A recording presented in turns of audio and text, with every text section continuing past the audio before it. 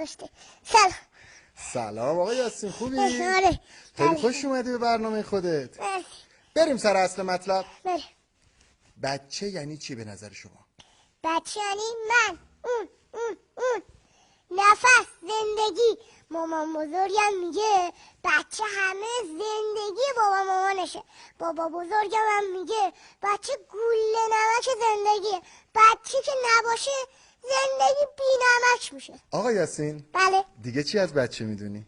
بابا بزرگم هرچی رو نمیدونه منو میگیره بغل مچم میکنه، این شکلات بهم میده، منم سیر تا پیاز قضیه رو لو میدم میذارم کف دستش. اون وقت میگه حرف راست رو باید از بچه شنید، از بچه. خب آقا یاسین، بله. شنیدی میگن هر آن کس که دندان دهد نان دهد، یعنی بله. چی؟ قبل از اینکه من به دنیا بیام داییم عروسی کرده بود، هنوز بچه نداره. بعد مامان بزرگم یه بار اومد بهش گفت یه بچه بیار زندگیتون شیرین شه.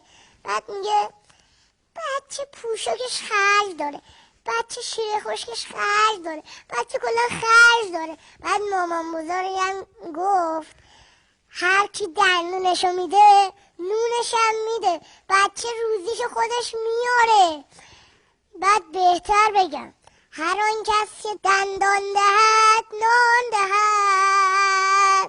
تو خودت یکی دونه ای؟ بله. تو هم داداش خواهر میخوای؟ آره. نظرتون راجع به چیه؟ آقا من خجالت میکشم بگم.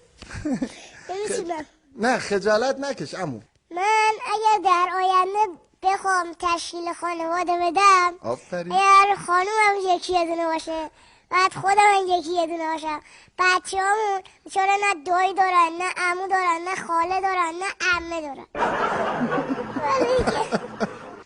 یعنی که شما اگر یکی دونه باشی خانومتون یکی دونه باشه در آینده بچه‌هاتون دایی و عمه و خاله و عمو ندارن، بیچاره بچه‌ها. خب آقا یاسین، بله. شما در مورد این مشکل با بزرگترا صحبت نکردی؟ با بابا مامان صحبت نکردی؟ چرا؟